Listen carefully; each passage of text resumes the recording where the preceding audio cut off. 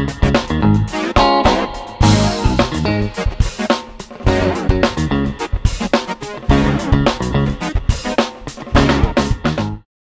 lagi bersama saya Upi Asmaradana dalam program Upi Show untuk Perubahan Indonesia Show di Yogyakarta. Tepatnya di belakang saya ini adalah Balai Kambang, tempat meditasi Raja-Raja Yogyakarta yang berada di areal Hotel Royal Ambarukmo, Yogyakarta.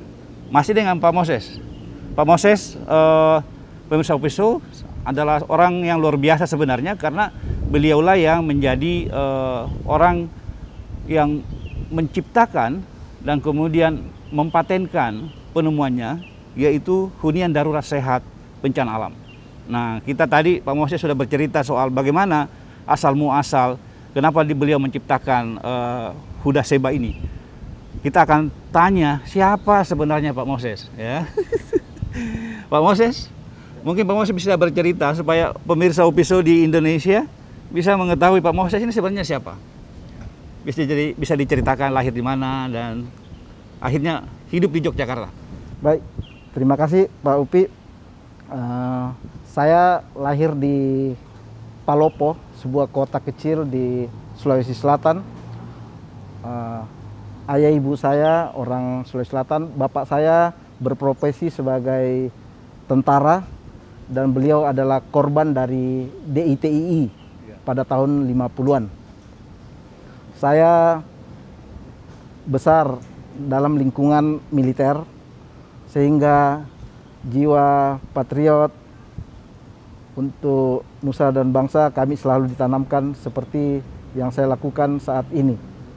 Demi menjaga martabat bangsa, jadi saya juga berpikir bagaimana suatu kali saya menciptakan sesuatu yang bisa mengangkat martabat bangsa.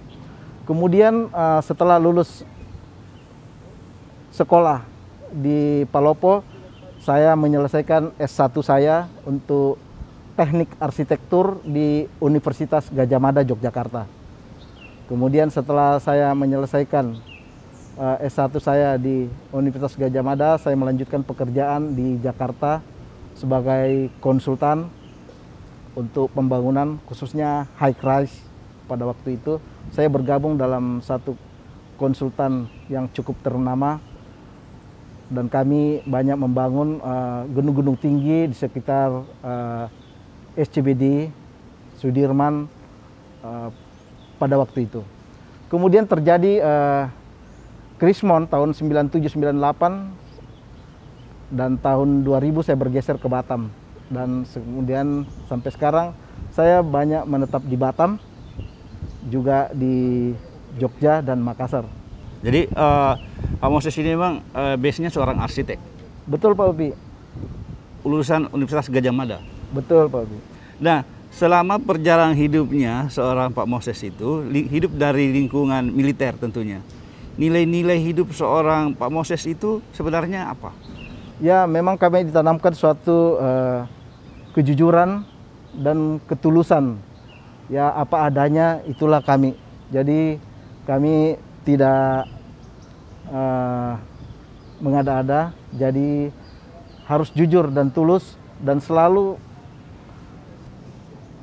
berkorban dan mengutamakan kepentingan umum, terutama kepentingan bangsa dan negara. Itulah yang ditanamkan selalu dalam keluarga kami tentang nilai-nilai itu. Pak Moses, apa sih cita-citanya seorang Pak Moses?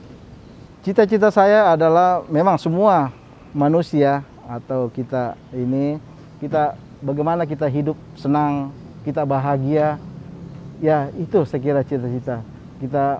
Bagaimana kita bisa hidup sejahtera. Itulah sebenarnya cita-cita dari kita. Tentunya semua ini harus dilakukan dengan landasan nilai-nilai seperti yang saya sebutkan tadi tentang kejujuran dan ketulusan. Saya kira itu, Pak. Bagaimana dengan keluarga Pak Moses di dalam proses menjadi arsitek? Itu kan juga profesi yang sebenarnya juga kadang menyita jauh dari keluarga biasanya. Iya, betul Pak. Keluarga. Betul Pak. Jadi istri saya orang Jogja, jadi penuh dengan kelembutan, kesabaran ya. Begitu juga anak saya, putra saya ada 2, laki-laki dua-dua.